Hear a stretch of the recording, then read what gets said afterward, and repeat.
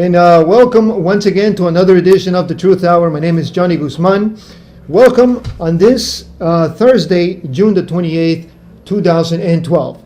Tonight, we have a very special guest from the United States, George Green. George Green doesn't need any introduction. Most folks just know him as the inside guy, and he's going to tell us all about his experiences and what's going on today in the world, in the United States, and what is coming up in these up and coming days. Tonight's topic: the end of days. It's a strong topic, but I think it's the person to explain this the best is George Green. Welcome to tonight's show, George. Thank you for having me, George. Let's begin with what are you doing in Ecuador? Why are you here? I'm here because this is going to be a relatively safe area for what's coming down on the planet in the days ahead. Okay, and why Ecuador? Ecuador is south of the equator. North of the equator is where we're going to have more of the dilemmas and problems that are factoring into this ending of this cycle. Mm-hmm. Some people call 2012 as the ending. It's not. The cycles within the universe are similar to our astrological chambers, but it's a different number. So you can forget about December 22nd at that time. It is going to be coming to the changing of this cycle, but during this period of time, we have a bunch of people on the planet that want to control the planet. Mm-hmm. And these people have an inner idea, out of all the chaos, they're going to be able to control us. But I'm here and you're here to awaken the people to find out who and what they really are and how we can change the ending of this story that's planned for us. Mm-hmm. George, now that we were talking about Ecuador, you were telling me a little bit about President Correa before in our private conversation. How do you view President Correa? Well, I think he's a very brilliant man. He went to the same university that I did. Actually, he graduated from the University of Illinois, which mm-hmm. is in, I call it Champaign-Urbana, Illinois. And I went there also. I studied law and business before mm-hmm. I went to College School of Mines, where I majored in engineering. Mm-hmm. He is very astute on what's happening right now. As you're probably aware, he's basically told the United States military to get out of this country. He's exported, if you want to call it, the ambassador. He's also set it into motion where the money, he's prepared right now for the big collapse of the United States dollar, which is planned. And he's trying to protect the Ecuadorians by making his deals, which he has, with China, which has bought $2 billion worth of oil from Ecuador. And they also bought $2 billion from Venezuela. He also is making sure that you have enough energy to continue on because of this complex thing of trade that we have. So he's very astute. I started my own bank outside the Federal Reserve, and I would like to get with the president. I was set up the meeting, but we had a change on it. Because I started my bank outside the Federal Reserve itself, I got the state of Colorado, where I'm from, to guarantee the deposits. Mm-hmm. And right now, Ecuador is in a position where it can create its own money and get out of the Federal Reserve system, which will take some transition as the dollar collapses, because it's not wanted anywhere. You can't use the dollar anywhere in Europe. You can't do any, and it's coming apart. Today, I guess it was Brazil and China made a $20 billion, this was just in the last couple of days, a $20 billion agreement not to use dollars, and they're trading their currencies back and forth now because mm-hmm. Venezuela is providing a lot of, as you know, food and stuff.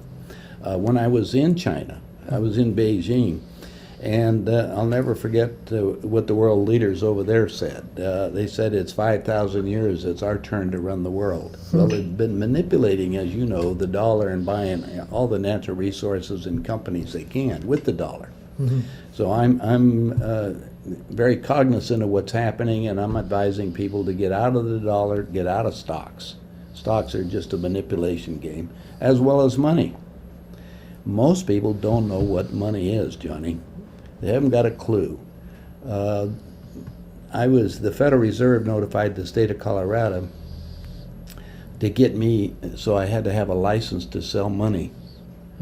So I'm sitting with the state of Colorado, the department up there, and they said they didn't know what to do because they never had the request before, because the Federal Reserve was asking for them to license me because I was selling money.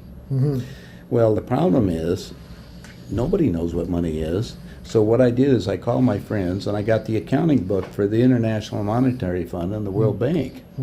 And I got that. I brought it with me tonight just to give you an idea, just a couple pages of it.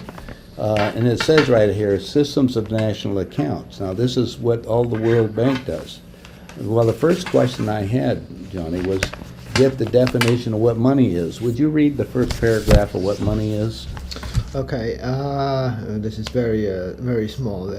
The S&A classification of transactions in financial. It's very hard to read. I mean, I don't have my glasses on, but maybe you can read it. Would you like me to read it for you? Yeah. It's I'll do it and make it a little easy for you right here. In the systems of national accounting, there's no concept or measure of money within the classification of financial assets. Money is very important as a financial variable, but the wide range of which money is defined in different countries precludes a simple definition.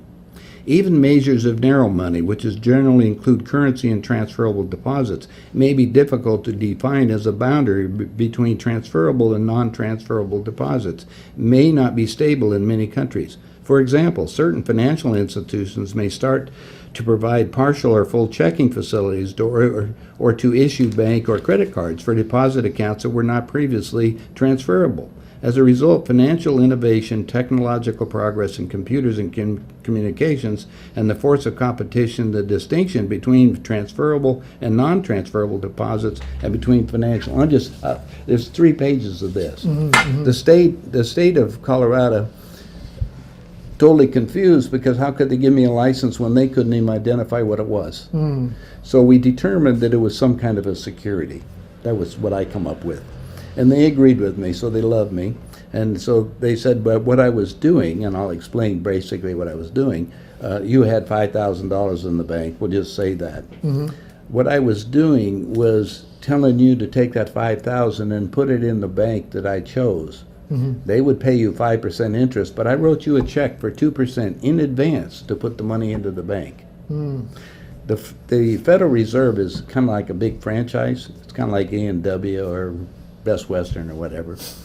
In fact, it's closer to Best Western because the franchise allows the bank to open up and it has to have certain capital in the bank.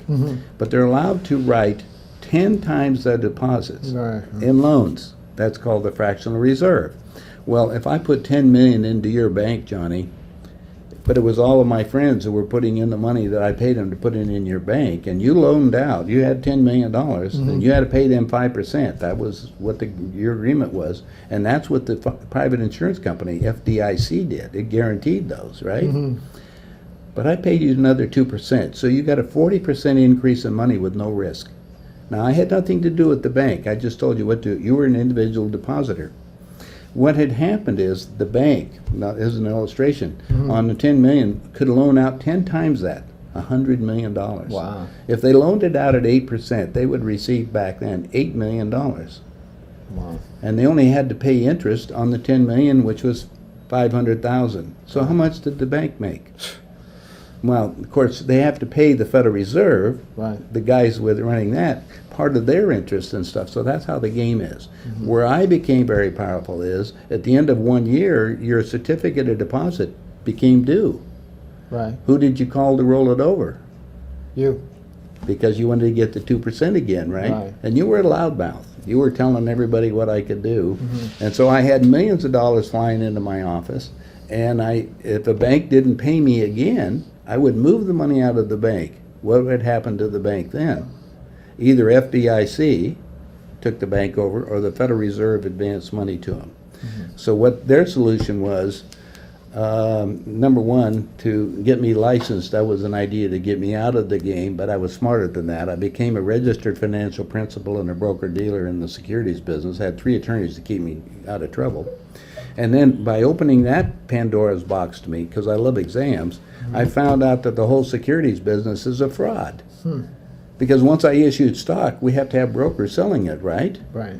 Then that's exactly what happened. So anyway, I became very powerful.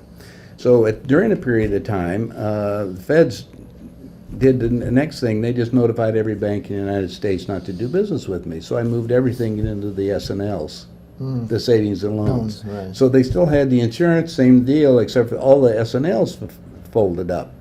And that was another manipulated deal. They sold all the assets for 30 cents on the dollar, and the American taxpayer picked up the difference.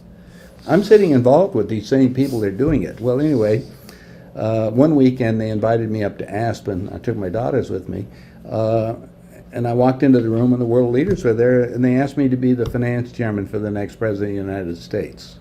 Over that weekend, I got laid out what they called all the details on the Plan 2000. The Plan 2000 involves basically the entire planet. There's a lot of operations that are done in Washington, D.C. If you check out with the Population Institute there, it'll tell you what's going on the planet. Anyway, that game was very serious to me, and I decided to back out of the deal. I could go into more details, but people can find me online, and I can give you more details because I've given the story all over the country and on coast-to-coast radio even, you know.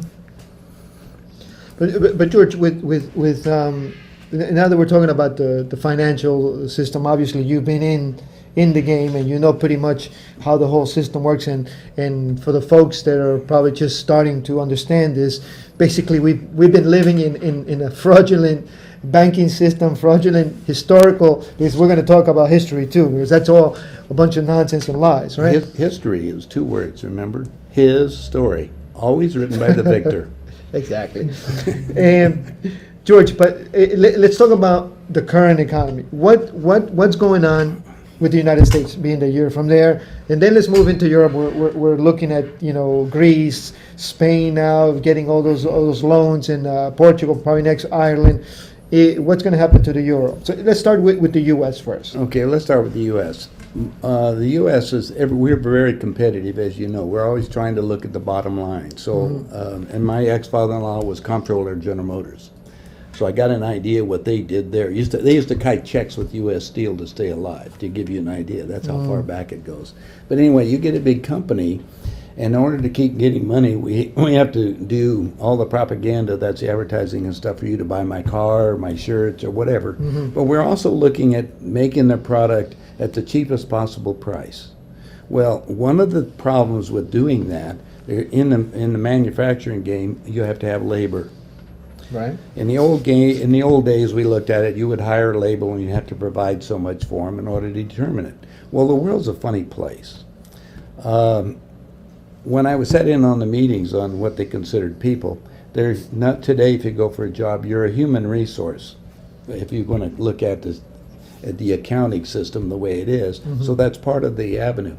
Well, in the United States right now, the supers around here are getting $25 to $40 an hour with all their so-called benefits. Meanwhile, the CEOs of the big companies said, wait a minute, we can have people build the same stuff for $3 an hour in other countries. And so what they've done is made deals with China, or like I flew with the president or the vice president of Haynes Corporation that makes the briefs and the T-shirts, who has places in Costa Rica. I own 2 coffee farms in Costa Rica. And what happened is they were closing down all the shops and moving them to Haiti. You know why they did it? You can hire people over there for $1 a day to make the product. So that's to keep the prices down. Right. Meanwhile, we got casinos, there are people based on gambling. All the casino operators have all moved to China now and India, as you know, and Macau and other places. Those casinos making the profits are taking care of what we call Las Vegas. The Strip. Meanwhile, all the industry has moved out of Las Vegas, so now you can go buy a 4-bedroom house, my friend said last week, for $31,000. And other houses at $25,000 because there's no jobs. There's nothing left right now. We've exported all the jobs in the world. What's the most critical thing is water and food. What's Ecuador have?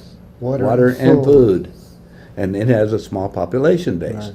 Now, we have an educational system over here that most people in Ecuador are very literate, which is, which is good, because we can educate people to understand what's going on the planet right now. Yeah, Hopefully. I think that's, you just said something extremely important, because most people view the United States as the best place to educate your kids. But in reality, what it is that there is the best place to what's the word I'm trying to think, direct them to think a certain way, Well, condition them. it's basically, I come down to the point, everything is based on a lie. When you go down to look at it, there's always truth in it. But even at the universities, the medical, I have a lot of friends in all these different agencies, and we look at the doctors are trained to, determine what an illness is, but all they can do is give them pills that are manufactured by the pharmaceutical companies, which were guaranteed by the insurance companies. The insurance companies determine how many people are going to die, and they say, well, we can factor that in, and they're experimenting on us. Right. So they don't have any cures. You have to cure yourself, but you have to find out what the cause is. So there is some good research. Meanwhile, they want to do it for nothing. And our country is being now, we have half of the population of the United States over 50.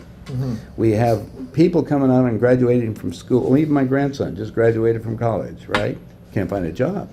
1 out of 10 kids are getting jobs graduating from college in the United States. So what do we have to look at? We have to look at the world in different colored eyes. Where are the jobs happening? Well, education is the key again.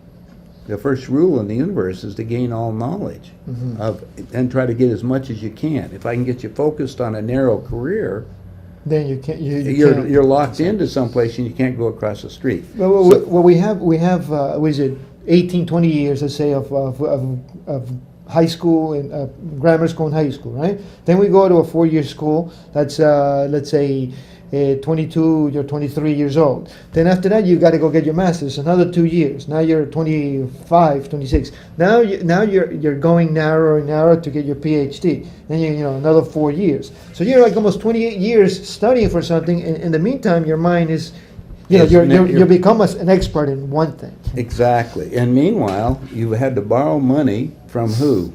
The government system that set it up, which has put you totally in debt with no way to pay off.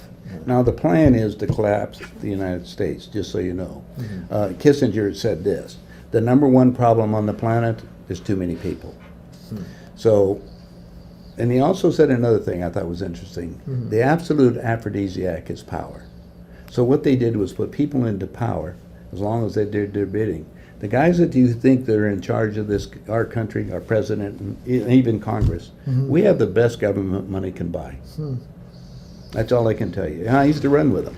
Yeah, that Kissinger, he's a rotten, nasty bastard. That's the only way to describe that guy. Well, but he is incredibly brilliant, and he also knows the whole plans, and he like the rest of them, they think they're going to be spared. When I sat in the meeting, when they asked me to be the finance chairman, I says, for who? Well, frankly, I said, and they said Jimmy Carter, and I said, Jimmy who? And they said, he's the Democratic governor of Georgia. And I said, I've been voting Republican. I'll never forget Paul Volcker's words. We don't care. We control them both. They're controlling the money game. Right. George, let's talk about what is this Obamacare. Just recently, today, I heard that the Supreme Court voted to pass this Obamacare. I mean, a lot of people not too familiar with this whole shenanigans is, because that's what it is. Socialized medicine in a way that will bankrupt the rest of the country. I don't know if Obama, and he's just doing what he's been told. So, they put these guys up that'll take, good talkers, and they put them in a position. But you really have to look at Congress. Congress is allowing all this stuff. I mean, he's just that, we've got people say vote the Republican ticket at the end of the year, and he says he's going to get rid of the Obamacare package. I have many doctor friends that are going to get out of it because of the cost involved with running it, because we got so many freeloaders. They're giving away food stamps, they're giving away health care things. I mean, they're making parties on all these things. We just don't have it. But the plan is, well, frankly, 12 years ago, I guess it was, I was asked to build an enemy prisoner war camp in downtown Las Vegas. It says right on it, enemy prisoner war camp. I was concerned, and I gave it to my buddy, who happened to be the head of the FBI for Southern California and New Orleans. He worked for J. Edgar. He was second in command. And his name's Ted Gunderson. I told Ted, I says, there's something wrong with this picture. And he says, I come back. He said, they're building them all over the United States. And Is you it can the look, FEMA camps? go Rex 84 on the internet. You'll get a list of all of them, where they're all at. That's to round up all the people that are going to be dissidents in this coming program. They're getting ready for World War III, that's all. And that's for their population reduction program. And I put a summary of it on my website, which I call it Armageddon, the Plan 2000. But even I heard something that even in this Obamacare, that the IRS is also going to, they have a free pass now to investigate everything about you through this health bill. Is that? Well, have you ever been to Washington, D.C.? What you want to do is stand across the street from the White House. That's what you want to look at. It's right there, pretty building. And then the next building to the left of it is the West Wing. Remember the movie, the series that they had on? Yeah. The next building, the next block, is the Federal Reserve, which is a private bank, has nothing to do with our government. Right. Nothing. The next building to that is their collection agency for the Federal Reserve, Yeah, the Internal IRS. Revenue Service. Not one dime in taxes in the United States goes to run our government. It goes to interest to the Federal Reserve. Right. Our government was existing on tariffs, etc. But right now they created, and they don't even tell you the correct accounting, because their accounting is the fiscal year of the United States right now is September 30th. So it isn't like December 31st, like, or most people have at the end of the year. And so they only count the debt that's due up till September 30th. Next year's debt, which may be another bond or other complications on it, that will only appear as financial for this next year. Meanwhile, we've got 2 years or almost 3 years now without any kind of budget in the United States. So the plan is to collapse entirely the United States. I flew with the president of the company that's making the new debit card. If you go to Europe, you get a MasterCard and it has a chip in it. The one they're going to issue in the United States will have a chip in it. They'll get rid of all cash, so they can monitor all money flowing back and forth. And that's coming up very quickly, because that's all. If you get laid off on a job right now, all the unemployment places give you a debit card. Right. That's to get, and everybody's used to what? MasterCard or Visa or a debit card right now in your banks. You don't use money. Well, you're not going to use any at all. That's the reason why they haven't reprinted any new money. Right. George, we just briefly talked about, we mentioned about history, right? In one of your lectures, I heard you talk about how the Holocaust was just a whole lie. Can you elaborate, or not a lie, but you mentioned something interesting about the numbers. Well, the numbers, I didn't do that. Okay, hold on. We're gonna take a quick break.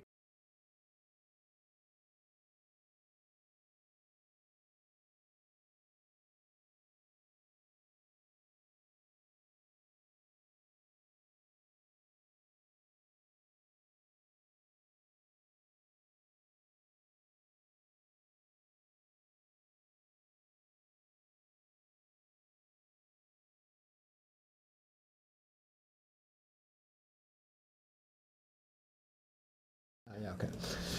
Okay, which is Let me. Go ahead. I've heard a lot of stories of so-called 6 million, and when I was in Switzerland, I was checking with the Red Cross over there, and they have some documents. The Red Cross was concerned about the prisoners in Germany, so they went over and went to the camps themselves, and the camps that were kept in Germany were the prisoners there were used to make the uniforms and everything. Remember, we were bombing the hell out of the people over there, right? right. Well, they were all fed, and it was interesting to do that. They also gave some numbers of the number of the prisoners that were in Germany. Remember, we were bombing them all over. There couldn't have been 6 million of them there. Now, 1938, you can go check this out. In the World Book Encyclopedia, it said there was 3.5 million, quote, Jews in all of Europe. This is before the war.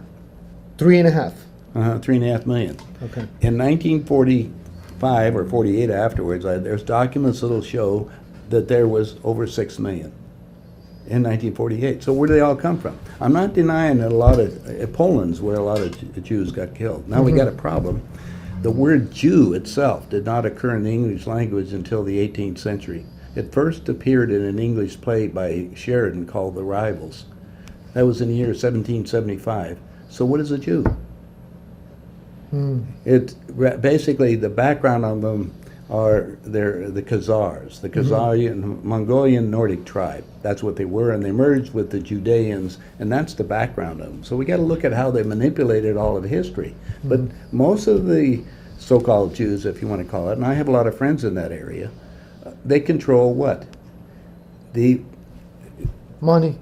Well, they control the money, they control the Diamonds. entertainment, they control all the major things that they can because they've always been in that. That's been the history of them. They're very smart, very shrewd, and everything else. So I'm concerned. So you look at them and you find out, well, they say, well, they're the Sephardic or Ashkenazi. Well, there's books on that, but it's real hard to get them. It's like we have one that they basically have banned. It's up on our website now. It's a Controversy of Zion. You've heard of the program of what that is. But it goes into great details on their plans on taking over the world. Anyway, So they increased. there wasn't that many. There's only 300,000 prisoners in all of Germany. Now, the ones that you see that were stamped up and all that, at the end of World War II, there was another man, if you dig it up on it, Dr. John Coleman. You'll dig up his thing. He wrote a book about all this stuff. Anyway, he found out that what has happened is at the end of that Eisenhower and Churchill and they were so mad on it, they starved to death all the German prisoners at the end, the Germans at the end of when, and that's what you see that looks like they were the Jews. It wasn't true.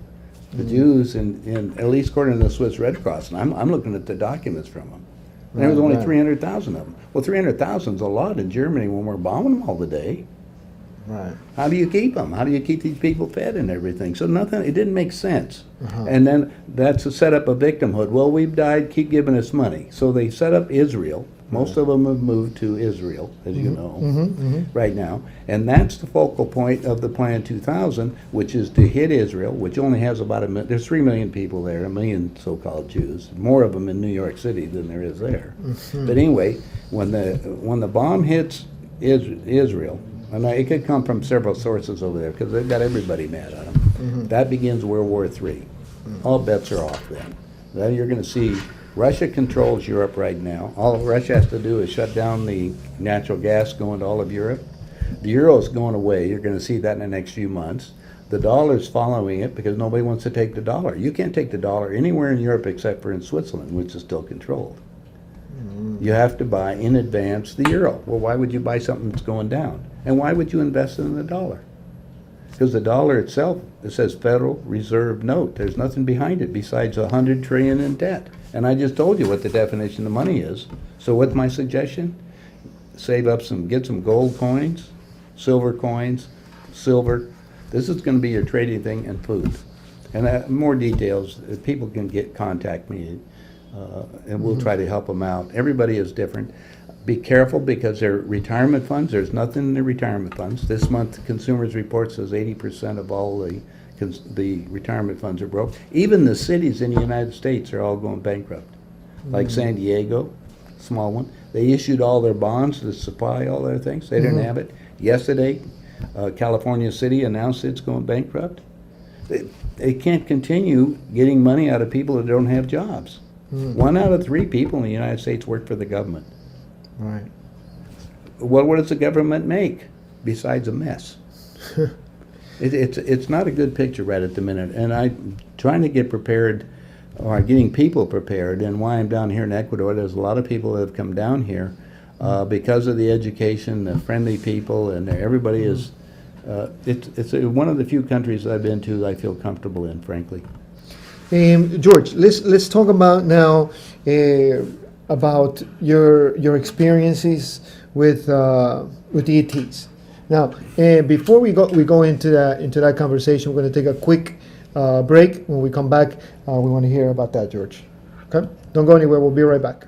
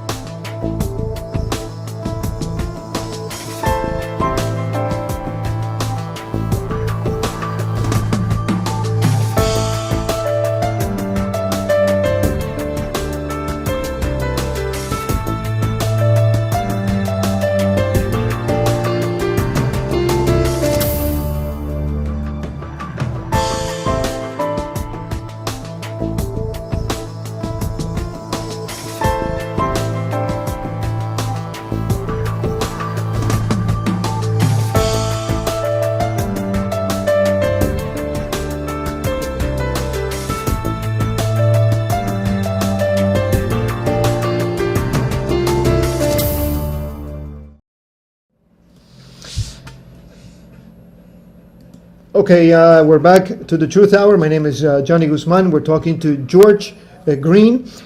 George, this is perhaps one of the topics that you are most well known for, and a lot of our audience is very interested in this topic. Sometimes I have a little bit of a problem with this, George. And I want you to clarify it, because there's a lot of shenanigans out there, and there's a lot of people saying that they're talking to the Pleiadians, or talking to Captain Ashtar or Ishtar, or the White Brotherhood. I don't know. You know, they come up with a lot of these names. Up to what point is this true, and up to what point are we talking to good entities, bad entities, or are people just going nuts? So can you share with us your experience about your contact with the ETs? Well, let me clarify that a little bit, because my background, of course, is engineering and science and everything else. It's not the idea that I didn't believe there was a possibility of life off of this planet. It's the idea is that it made some sense to me. Anyway, when I was in the Air Force for a little over 4 years. My first assignment out of school was Edwards Air Force Base. This was they put me in electronics school. So I was assigned to Edwards, which is the Air Force Research and Development Center. At that time, there was about 800 airmen and 25,000 civilians. And the job that I had was to take care of all the electronics on the equipment. The civilian contractors would build these vehicles, and the Air Force would then test them to see if they worked. Well, one morning, it was the last week in August, I'll never forget it, in 1958, I went out and they put me on the X-15, the forerunner of the space shuttle, which is nothing more than a rocket with skids, frankly. Anyway, it landed about 5 miles north of the base out in the desert. And the desert out there is all sand. Well, I finished doing the inspection, and it was 10 o'clock in the morning, and it was 100 degrees. Now, they won't let you work out in the desert when it gets to over to be 100, but I had a Jeep, and I had to put 20 miles on it, or they'd take it away from me. So, you know, big deal. Anyway, there was two hangars I hadn't been into that was just close to there, and I had all the badges. I was cleared for top secret, all the good stuff. Anyway, I drove over, went inside the hangar, and I'm looking at this big round disc. I mean, I'm 10 feet away from this craft. Pretty interesting looking, so I come back, and the first thing I did, ask my commander if I could work on the round disc, and he said, "You saw it?" And I said, "Yeah," and he said, "Well, that's an ion-powered craft designed by Sikorsky for use in outer space." Johnny, I accepted what he had to say. And I said, "Well, when can I work on it?" And he says, "You can't, it's still a civilian project." So my buddy, I left. I went on back to my room, and I grabbed my buddy, and I said, he happened to be the base photographer, and I says, "Get me some pictures of the round craft." And he said, "What'd they tell you?" And I said, "It's an ion-powered craft." And he says, "Well, come on with me." And he took me back to his lab, showed me pictures of the craft, along with 2 dead aliens. That got my attention. 2 things. You know, it's not that I didn't look at it, but we had pictures of, you saw the little grays down in New Mexico. Everybody's seeing those supposedly down there. Well, that's what they look like, similar. But I was mad. So I went back to my commander, and the first thing, of course, he spent the first hour debriefing on my top secret clearance. And then the last question, he said, "Look, when the government's ready to tell the truth about UFOs and ETs, they will. Until then, you keep it secret." Well, you know, I was rah-rah for our country, so I never did anything. In 1984, I built a house in Aspen, and my housekeeper had a book called UFO Contact from the Pleiades. Incredible color photographs of exactly the same thing I saw before.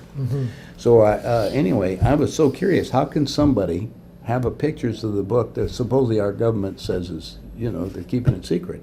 So I flew down and I talked to this couple. And they said they were investigating a man in Switzerland who claimed to be in contact with beings from the star system, the Pleiades, who said they engineered this planet for 500 million people. 500 million people is what the guys that I talked to by reducing the population to. I mean, I'm getting this 500 in a lot of different directions. And I said, "Well, look, I don't know anything about your story. I know those pictures are real." So I said, "I'll tell you what I'll do. I'll loan you guys," I was already playing Monopoly. I was banking and developing and doing all kinds of stuff. Anyway, I said, "I'll loan you the money to publish the books with this requirement. When you sell enough books to pay me my money back, you go ahead and give it back to me. I'm I'm building shopping centers and office buildings and stuff around the country. I don't want to be bothered, and I'm just trying to help get the word out. They're the ones doing it. Well, 90 days later, they sent me the accounting, and they'd received 3 times the amount I gave them, and I asked, it was no check. So I called them on the phone, and they said, well, we found out who you are, you don't need it. Well, I was a little mad about that. So I flew down, and I filed suit against them, and my wife and I grabbed the next plane unannounced and flew off to Zurich, Switzerland myself. Rented a car, 45 minutes out of Zurich, a little town called Hinterschmidt-Rudi, and there's a guy, Billy Meyer. Well, I knocked on the door, and I introduced myself to the girl. I said, look, I put the money up for a movie being made about you and the money for publishing your books to expose and tell the world about your story, but I've got a lot of questions. Why this isn't going this way. And she says, we're not talking to Americans, they're crooks. And I said, well, look, the buck stops here. I think your story is important. It's late in the afternoon. I said, you go back and tell Billy who I am. So 10 minutes later, she come back, said, Mr. Green, I'm sorry. Shirley MacLaine was here 2 months ago, and she promised to help us, and she hasn't done anything. And we're not going to do anything. I says, well, I guess okay. And I said, it was late in the afternoon. I said, where's the closest hotel? And my wife and I discussed it. We're going to go check in the hotel. We're going to take off to Innsbruck, Austria the next day, Austria. Anyway, next morning at 7 o'clock, knocking on my door was Bruni, was her name. She said, Mr. Green, she handed me a 2-page message signed by the Palladian commander who was in contact with Billy, and we were invited back over to the compound, and for the next week I got my mind blown. Everything I thought I knew, I got to question everything else, and they look just like us. I ended up making an agreement with the extraterrestrials to assist in waking people up around the planet. But George, why you? Why you? Because some people would say, well, what if George is making this up? Why do we have to trust George? Because the reason I'm asking you this is because people have said. I know and that. they've questioned a lot of other people. They can question all they want to. My whole deal is I let them have the information free that I get. I'm not making any money on it. I let them, and I also say... You have a good point there, yes. Well, I have another one. When you read the information, if you do it and read it a couple times, like the first one, I think I gave you a copy of the handbook, which is on my website. Yeah, this is George's first book, the handbook for the new paradigm. Right. You can get a focus on there. And now you can get this book free on your website. Right, you can download it. You can read it all. Read that. There's all 3 of them. There's 3 books in a row, the third one. By reading these books will give you an understanding who and what you are, and you can ask for direct contact, and you may be in direct contact yourself. And then I'm in the story.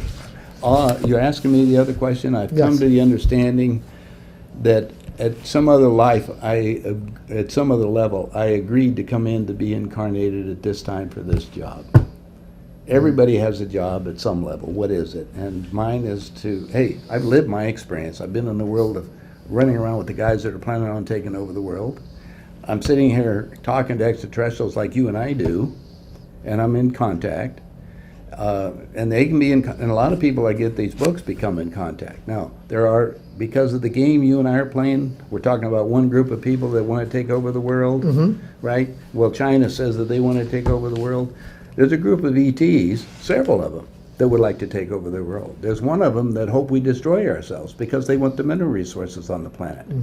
There's the other group over there that think that they want to manifest and take us, and they work on the soul level. The soul weighs... So this is not physically? No, they're non-physical. We got many dimensions. You're just a hologram of condensed light. And then when you leave this veil of forgetfulness, you go on to the next dimension. And you may come back again. That's called the wheel of reincarnation. We don't know what each one of our journey is because there's a much bigger picture. It's not only this universe, there's many universes going on. So when people say, well, I've talked to the Ashtar, you don't know what read the message. I tell people, discern everything. Look at all my books. If you can find something wrong in them, let me know. Because they're all set. I didn't write them. People will look at it. I made an agreement to publish the information out. Okay, George, explain to me and to our audience, when you wrote this book, you have another book here too, right? This is Becoming. These are 2 books that you can get from George Green for free. You can go to nohoax.com Yeah. and you can download the books for free. Just that alone tells me that maybe you're not a fraud, because most people that are in this kind of line of work, the first thing is that they charge you thousands and thousands of dollars to buy their product, to take their courses, and you come here and you give lectures for free. I mean, I don't know any of the lectures that I've been to, no one's charged a cent. Johnny, here's the problem. I know what's coming down. And I just feel whatever I can do to give education to the people so they can make their decision on what they're going to do in the days ahead, that's all I can do. The money doesn't make it. I've played the game of Monopoly. I've had all the adult toys. I had 2 yachts in the Caribbean, 5 airplanes, house in Beverly Hills, Aspen, Phoenix, Denver. I've done all that good stuff. I was partners with the guys that own Studio 54 in New York. I've got, friends in a lot of high places. I was presidents of the different countries were friends of mine, in Costa Rica, for example, and other places that I've talked to. It isn't a question of each one of them have either their ego on the line. Ego stands for edging God out. However you treat the word God, it's a question of things. I have found out that nobody's going to come down. None of the ETs, none of them, even the one I buy them, are not going to come down and rescue us. This is a do-it-yourself job. Each person on this planet is responsible for their life. They're going to have to look at it. They can read all the books they want to. These are the only ones that provide solutions. There's a solution in these things. Read them yourself. I mean, it's free. So what I was going to ask you, George, is take us step by step. What is it that you do when you come in contact with your ET friends? Can we call them friends? Sure. Well, I think that's how do you go into a trance? Do you go into a meditative state? No, What we're do you just do? like this here. Well, you and I are talking. We're very conscious of what's going on. The only thing is when you turn on the TV or you turn on your computer, you're hearing information that's coming to you, or you put on your cell phone. Right. You put it right. Right. The only difference is I can either have direct contact, where they're speaking like you and I are, or they're communicating telepathically. And people. But are you seeing them physically? Yeah, physical people. Oh, okay. Yeah, you get both sides. I can't tell you which way it's going to be. Each person has its own job in the days ahead. I mean, I have a lot of friends in the government who are teaching people how to do out-of-body stuff, getting out. Well, you've heard about remote viewing and all Yes, of that. yes. Well, all these things are possibilities that our government doesn't want to tell you, or reading people's minds, or there's a lot of clairvoyance can pick up different energies. The problem is the whole planet right now is being bombarded by all kinds of rays that are affecting the way that we think. Our cell phones, our towers, everything that's going out. Plus our Plasma, atmosphere is being so filled full of junk up here that it's really hard for the ETs to communicate with us. By the way, today, look in the southwest sky, up in the sky, if you can see it. Look for the star that's strobing red, blue, and green. These are huge spacecraft, and you're going to be seeing a lot more of the craft around the planet. If you go up on a lot of the websites right now, they're showing pictures every day, and there's groups that are. Well, I have videos of the craft making the crop circles, for instance, and those are to keep the planet stabilized as long as possible. Two purposes. One, to make people ponder what they are, but the real purpose is to stabilize the planet. We're an engineer, you need to have something to, put a counterweight or something. So that's basically what they're doing. So George, when you communicate with these ETs or entities, have you encountered any evil in any of them that are evil? Or what happens if you do encounter? I know our producer was asking you earlier that sometimes he senses some bad entities or he feels afraid. So what do you do when that happens? Well, remember, everything becomes thought. In John 1 in the Bible it says, "In the beginning there was the Word." It wasn't a correct translation. In the beginning was thought.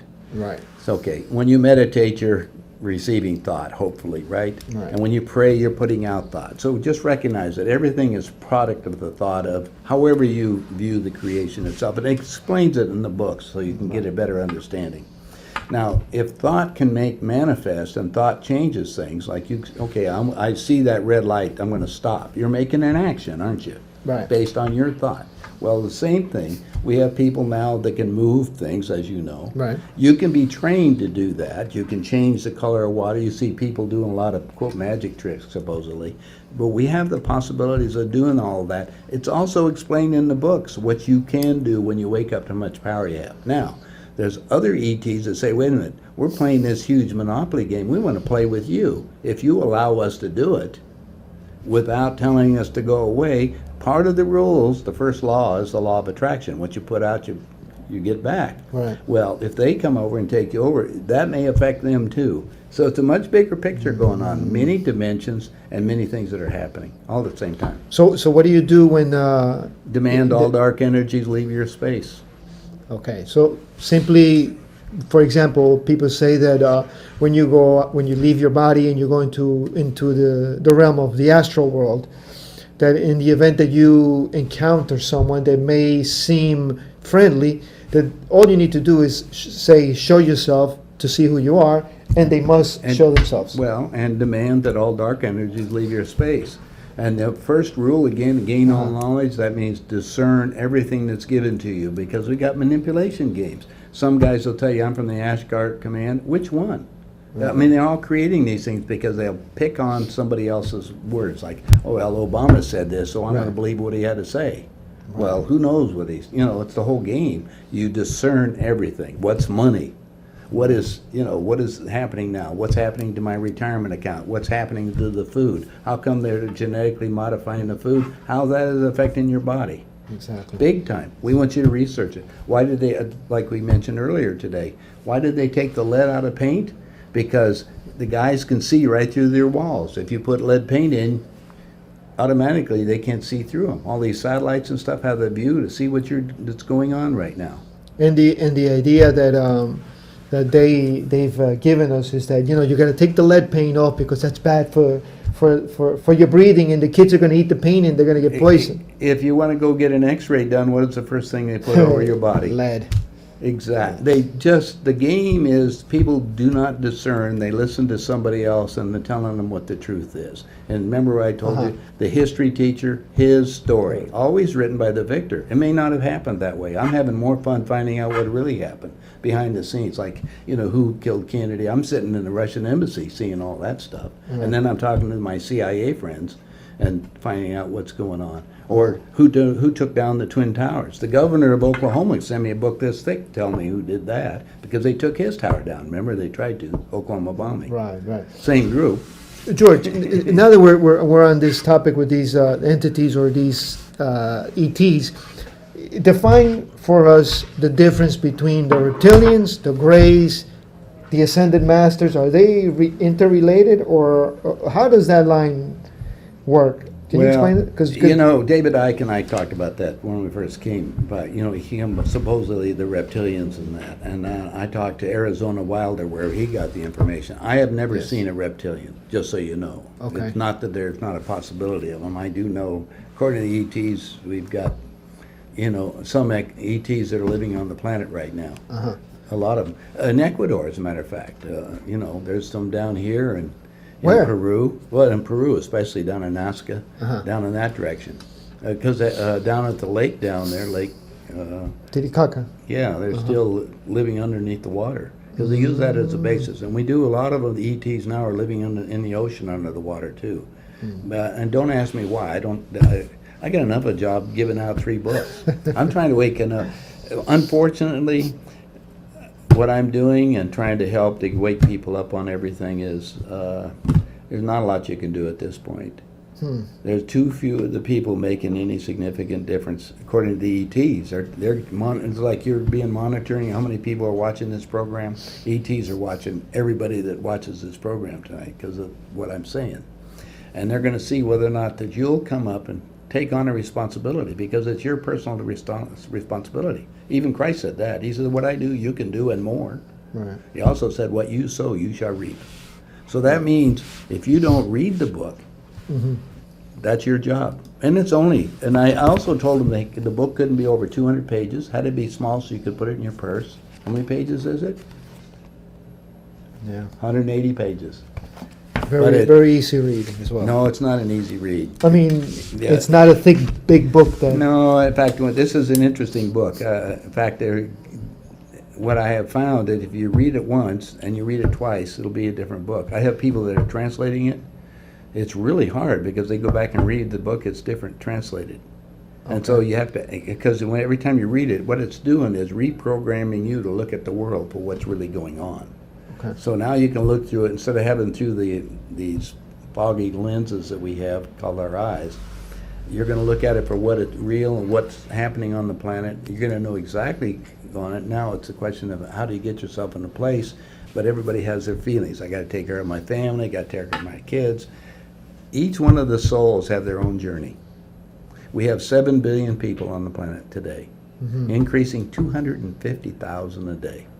2.5 million every 10 days. We don't have the resources to cover it all. So the bad guys on the planet, Kissinger et al., are planning on reducing their world's population down to 500 million. Look up the Georgia Guidestones on the internet. Tells you exactly. It's in 8 languages, or go to my website. You can read it. It says, and Jimmy Carter put it in writing. George, but define for us what I asked you just a couple of seconds ago, the difference between the reptilians, the Greys. Well, Because I heard you The talk Greys- about that one of them don't have a soul. well, yeah, I was talking about the Greys. The Greys are so. We have learned how to duplicate people, clones. Okay. You heard of cloning? Yes. We clone people. Yes. So we cloning sheep. Remember old Dolly? Yes. We've been cloning people. So we have duplicates that are clones. These are soulless beings. Right. Okay. That's what. So the clones don't have a soul. That's right. Not that they couldn't have one. You might have a soul drop in on one. But do they have a spirit? Yeah. They No, must have a spirit. No. Let me tell you how it works. Okay. Because I talked to the doctor that takes care of the clones our government has, and you have to be treated different. Something within what happens, what you do is you go into the hospital, Uh-huh. and they do an encephalogram on your brain. Okay. They download that thought. That's all your conscious mind, right? Uh-huh. They can download that on the clone. Now, how do they do it? Take our method, we call it duplicates. Russians call theirs robotoids. We take 2 cells off of your body. They give them a small electrical charge. Now they act like a fertilized egg. And they use several vehicles for allowing that egg to come to a full. Now, the DNA would mean it'd look exactly like you. All right, and it takes a few months to do that. And then what they do is they get a full-size being. Now, the original technology was given by the Greys, actually the ones that were down in New Mexico. Dr. Benowitz was the liaison for our government. Okay. And they were sharing the technology for doing this because they don't have souls, but they can keep themselves going forever. Your conscious mind, what you know, will go on forever in the clone, but your soul doesn't. See the difference that's in there? Okay. Now it picks you up. Well, anyway, he was telling me that what they were doing with it, the problem with the clones, stress breaks them down, so they make more than one. They always have more than, So the Obama that we're looking at now is not the same Obama? I can't swear to which ones they are. I haven't talked to my friend to find out which ones are real. I know some of them aren't real, but I'm not going to say over. I mean, Well, I think you mentioned one time the George Bush, the last George Bush that we saw. Yeah, 8 one years time. there, it wasn't. Yeah, I know. But, forget George Bush because he was the head of the CIA and he controlled all the drugs coming into the United States. Right. So the Greys then the Greys are the clones? Greys are clones. And they're using our planet. And when I was down there, I was asking about where they have, because I have a friend that has a big ranch in New Mexico, and they see the craft coming in almost all the time. Down in Dulce. Dulce was originally set up as an underground nuclear shelter because it goes way down deep in the ground, but we made an agreement with the Greys so they could have that as a space. Anyway, that's what my guys tell me. I haven't been down there. I haven't followed it up. I'm just sharing with my other friend, whose next door neighbor is some guy named Donald Rumsfeld. Nice guy. He's another one. It's all these guys. It's just absolute power corrupts absolutely. It amounts. George, and where is the Vatican in all this? Because these guys, we speak to a lot of our friends here on Quantum Leap Television and in this program like Santos Bonacci. And basically, the story is all the roads lead to Rome. Well, it did because they had it all set up on it. But now remember, look at what's going on in the Vatican right now. It's collapsing too. All religions are collapsing all over the planet. I mean, China doesn't have a religion. I mean, the people come in and try to, set things up. And religion is the opiate of the masses. It's to get you to so you can lay down, and that's even spelled out in the books, because you're always looking for somebody else to come save you. The interesting story about Emmanuel, or Jesus as you know him, when I was in Switzerland, I was reading a booklet, it's called The Talmud of Emmanuel, The Teachings of Emmanuel, which was his real name. It was the same identical information that Dr. Walter Moyer gave me when I was 14 years old as a kid. He was part of the team that were digging up the Dead Sea Scrolls. Okay. He says they're not going to tell you, but when he was crucified, he didn't die on the cross. He hightailed it off to India, his tomb's in Srinagar.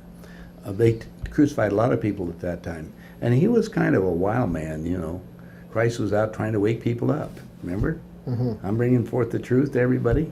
He took remember the money changers and knocked them all down. He was kind of crazy. Well, anyway, the group down there, they sent him up to Pontius Pilate up there, who was running the thing. He says, hey, you guys take care of it. I've got troubles enough keeping my empire going. You know how that was. So, but they didn't break his arms and legs. And if you read the first 4 books of the New Testament, you read parts in there where they saw him the next day and the day after. He and them, they hightailed it off to him. Now, Emmanuel's uncle was Arimathea, a tin merchant, so he traveled with him as a kid. I mean, look at his life. Started at age 30, 33, but then you look back at history, there's about 18 others with identical same story. Right. Whether or not if he existed or not, or maybe he was just a man that was spreading. No, he was a project. He was a project from the Palladians. The Palladian commander Gabriel impregnated Mary, and he is the product of a Palladian and Mary. And his job, his thing, was to bring forth that 3 years of the messages. And so, what does it change? It could have changed the whole world, but what about these other guys that have the same story? That's what I'm talking about.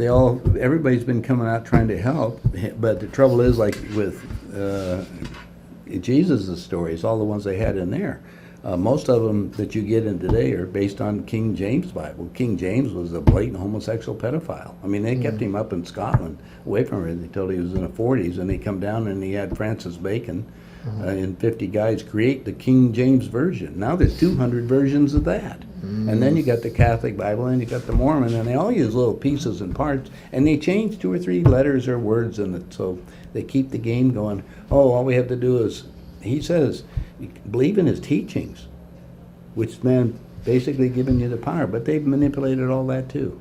Right. George, are they still in an active role today, the Vatican? Oh, well, they are, but they're having a lot of troubles within their structure because of basically what's going on over there too. They're financially insolvent. And who are these guys in the Vatican? Who are they answering to? Because we hear a lot of things. I had a guy that I'm trying to get him on camera. He won't come on because he's afraid. But he says that he has the ability to leave his body at night and go into the astral realm.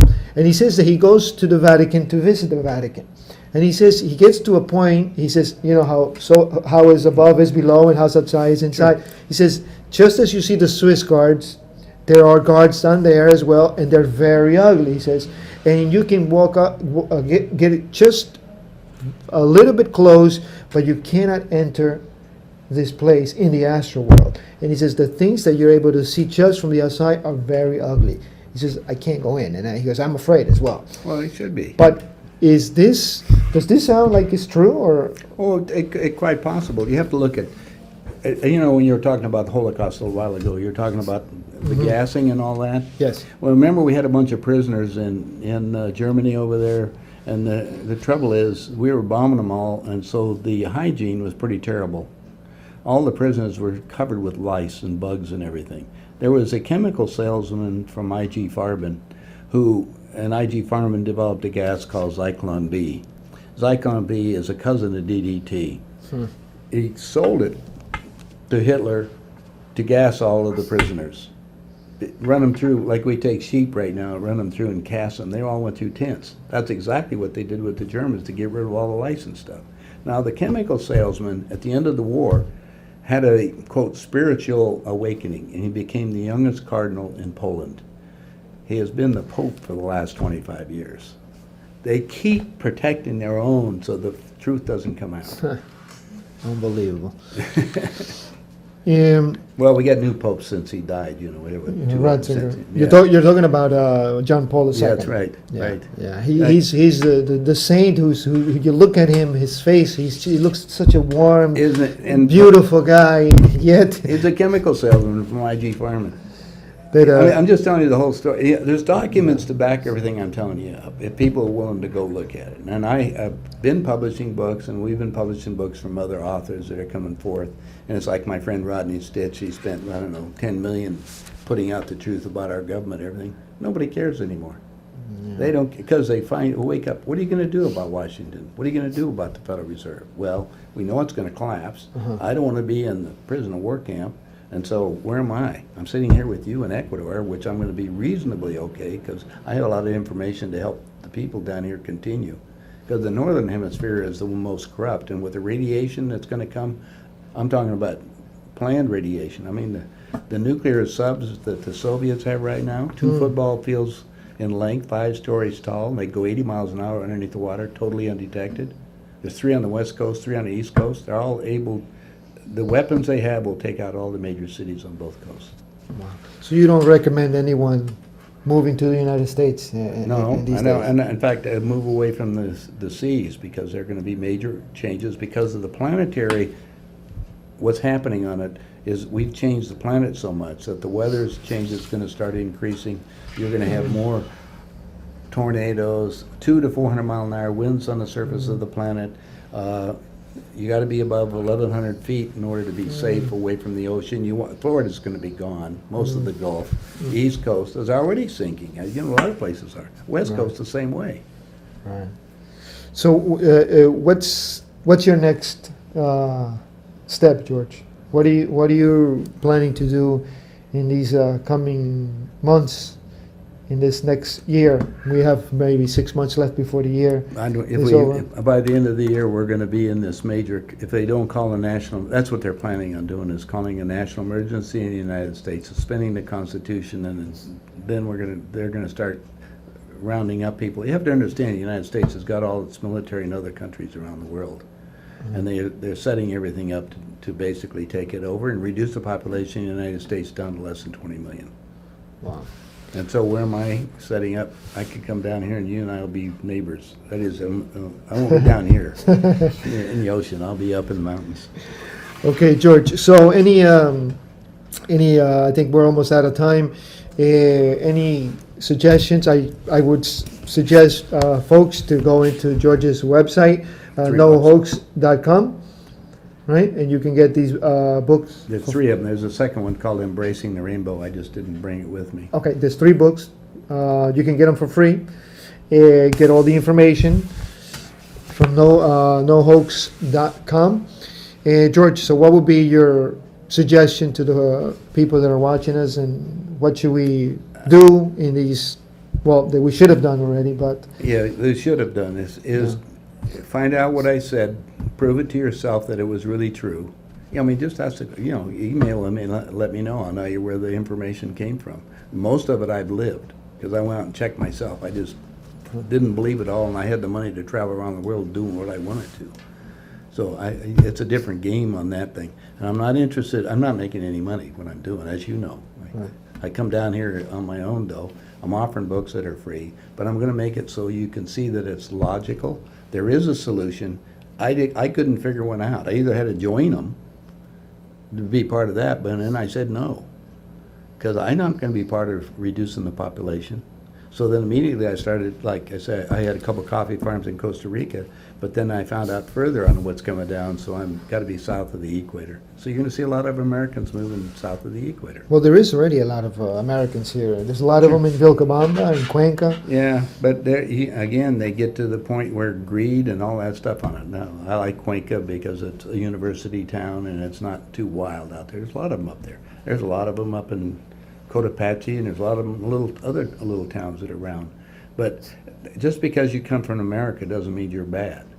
It's just that they happen to have some cash out of their pension funds, but they're all going to go away, so there's going to be problems here. People are living on their Social Security and their retirement account. That's all going to go away. Okay. So my suggestion is get some gold and silver, call me, let me know. I'm only 5 blocks from the mint, so I get it for people that, Okay. cheap. Let's put it that way. Okay. So hopefully we'll get to see you more often down here in Right, Ecuador. you will. And so basically you don't see any hope for this whole mess that we're in. I heard you say something that was, it was very interesting. It sounds mean, but I think it's the truth. You said, listen, if you don't do something about changing yourself, or something like that, you said, you know what, you deserve what you're gonna get. I think something like That's that. exactly right. Yeah. In other words, if you're listening to what we had to say, now he's full of it, and you don't at least investigate it, that's okay. You bought into the story. You have that choice. That's called free will. You can accept what I had as a possibility and investigate it for yourself. But I'm getting thousands of people that are investigating. You should see some of my letters. People that for years been looking at it, and all of a sudden they're coming to the same conclusion all the way around, and they haven't been directly. These books have awakened them to a lot, and they will act on them. And people reading the books can ask for help. They're not going to do it for you. They're not going to come down and lift it off the planet. That's some more New Age nonsense. This is to do it. I mean, we're going to get lifted off anyway. Our 22 grams is your soul. The problem with nuclear, it will disrupt the soul energy. That's a no-no.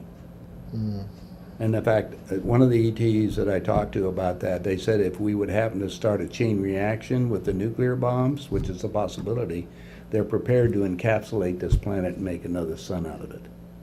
Oh, that's not good. Well, I'm just, That's not you know, good at I'm all. looking at it the same way. Heck, I built cities and stuff. I was trying to figure out how to help people too. And, Bill Levitt and I talked one morning we were sitting around the Beverly Hills Hotel. He built Levittown, Pennsylvania, Levittown, New York. I'm building cities and trying to help people. And you can do that and make a little bit of money on it. I made my money selling money, and which they don't even know what it is. Right. So, I'm just telling you, it's a crazy game. Right. Well, I mean, the thing that I like about you, George, is that you're not asking anyone to join your cult. There's no cult. No one to join your belief system. No one to send you money, and you're charging thousands of dollars for your courses. No. Whether you're right or wrong, I don't know, but I know that much that what you're doing is coming out of your own It's heart. my heart, looking at mankind for what we are. And what you said before, belief and system, what's the first two letters, the first letter of each of those two words? B, And what's the other one? C, No, system. S, Y. B-S. Oh, BS. Okay, well, that's going to do it for us, folks.